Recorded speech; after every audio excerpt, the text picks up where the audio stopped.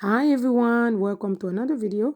Today I'm going to show you how I make my yuca, also called cassava root, and it is a food that we do eat a lot in my country of origin, and it is very good and you will get to enjoy it.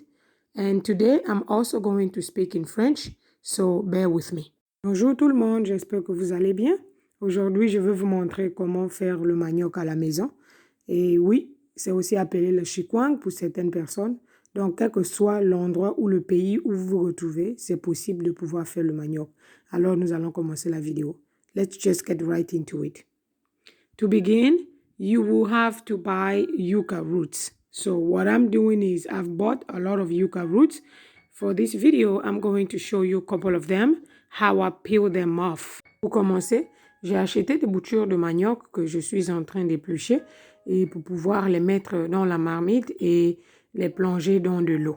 As you can see, the yuca root, once you have peeled them off, it's white, it's very hard.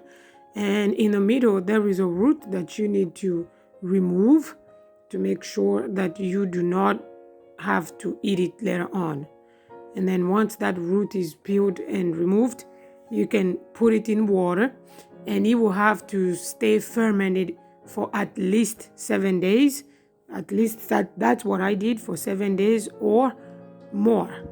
So now you can see how I'm cutting it off. Alors, comme vous pouvez le voir, la bouture de manioc, une fois épluchée, elle est dure. Vous allez devoir la couper en petits morceaux pour pouvoir enlever la racine qui se trouve au milieu de la bouture de manioc.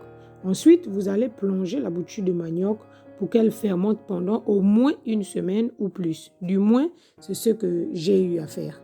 Alors, c'est ce que vous voyez. After cutting my cassava root, I have put it in a pot filled up with water and I let it ferment for 1 week. But during that week, I kept changing the water every day to make sure that it was in the same water that was into the pot for the whole week. So now it is soft and ready to get processed in the blender. Voilà. Après avoir coupé les boutures de manioc, je les ai mises dans une marmite et je les ai laissées fermenter pendant une semaine. Et durant cette semaine, je changeais l'eau de la marmite tous les jours pour ne pas avoir la même eau à chaque fois. Et après une semaine, les morceaux de bouture étaient très mous et étaient prêts à être écrasés dans le mixeur. I am now taking my cassava or yuca roots that I'm grinding into my blender. The big blender that I had broke on me, so I only have a small one. So it would take me a little longer to get it processed, but it will still get there. So I'm adding water and start grinding them up. Alors là, je suis en train d'écraser le manioc dans le mixeur. Pour ceux qui en ont des grands mixeurs, alors vous pouvez les utiliser. Moi, j'en ai un petit, alors c'est celui que je suis en train d'utiliser pour pouvoir écraser mon manioc. Le processus est un peu plus lent avec le petit mixeur, mais vous y arriverez toujours. Once I'm done grinding my cassava root, I'm now putting a strainer in my pot at the very bottom, and on top of it, I'm going to put my kitchen towels to make sure, because I'm going to pour the cassava into the kitchen towel. I'm pouring the cassava into the kitchen towels to make sure that the water, excess water I used while grinding the cassava is totally removed, and I will let it rest for 1 day until I go to the next process. Après avoir écrasé mon manioc dans le mixeur, j'ai alors pris une petite passoire que j'ai mise en dessous, et au-dessus de cette passoire, j'ai mis 2 torchons où j'ai pu mettre ma pâte de manioc pour pouvoir laisser l'eau que j'ai utilisée dans le mixeur pouvoir être essorée. Et je vais laisser la pâte de manioc reposer pendant 1 jour. Once my cassava paste has rested for 1 day, there is still some water remaining into it, so I'm draining the rest of it to make sure that it's totally dried. And once it's totally dried, then I will continue with the process of cooking it. Après avoir laissé ma pâte de manioc reposer pendant 1 jour, il y avait encore un peu d'eau, donc j'ai dû essorer à nouveau la pâte de manioc pour me rassurer que c'était bien sec avant de pouvoir continuer avec le processus de préparation du manioc. Donc, comme vous pouvez le voir, c'est bien sec et je suis maintenant en train de pouvoir écraser à nouveau le manioc et enlever les petites racines qu'il y a à l'intérieur.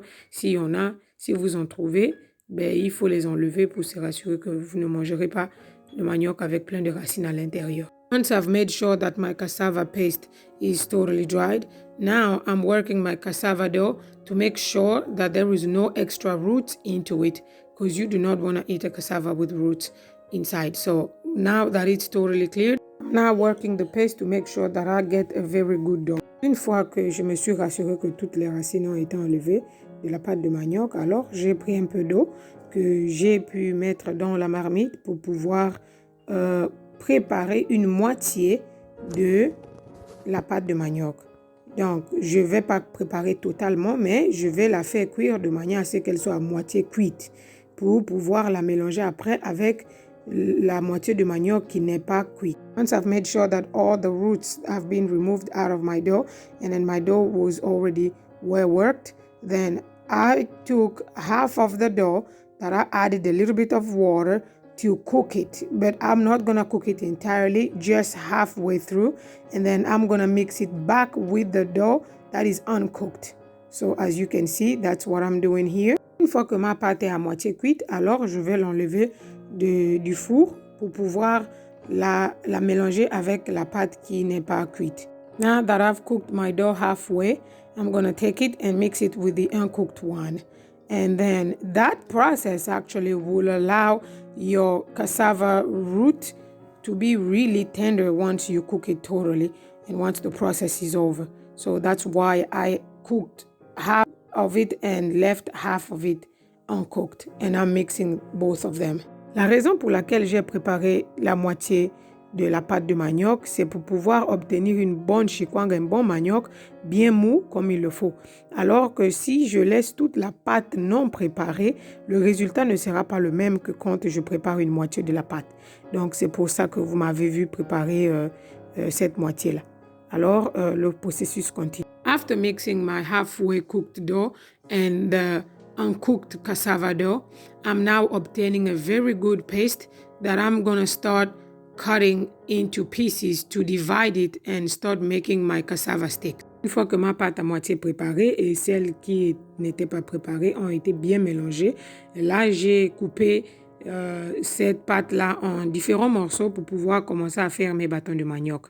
Alors comme vous pouvez le voir, je vais en faire plusieurs. J'en ai fait 9. Une fois que j'ai fini de faire mes bâtons de manioc, je vais commencer à pouvoir les attacher dans du papier film. Once I've made my cassava sticks, I'm now wrapping them up into my plastic wrap paper and I'm making sure that I tie the ends of it so that when I cook it, water will not get into the cassava sticks. And I'm also going to wrap it into aluminum foil to make sure that no water whatsoever will get into the cassava stick. While I'm wrapping my cassava stick in a plastic wrap and aluminum foil, I've heated water into a pan and it's very hot. It's boiling right now because once I'm done, I am just going to start cooking it.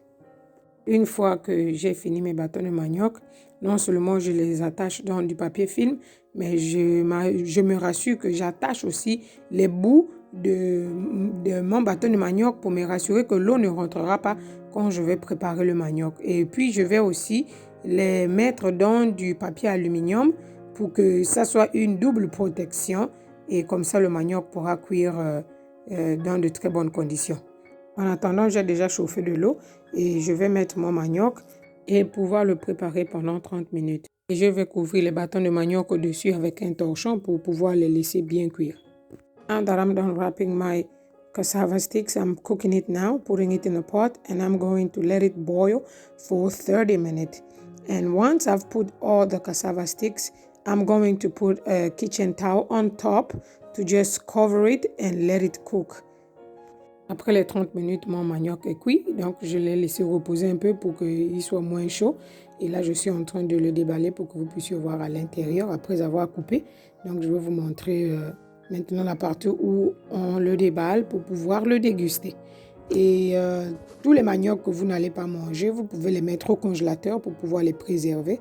Et toutes les fois que vous en avez besoin, vous pouvez en faire sortir et le mettre au frigo le jour avant. Et puis le jour d'après, vous pouvez le réchauffer et le manger. Il est très bon.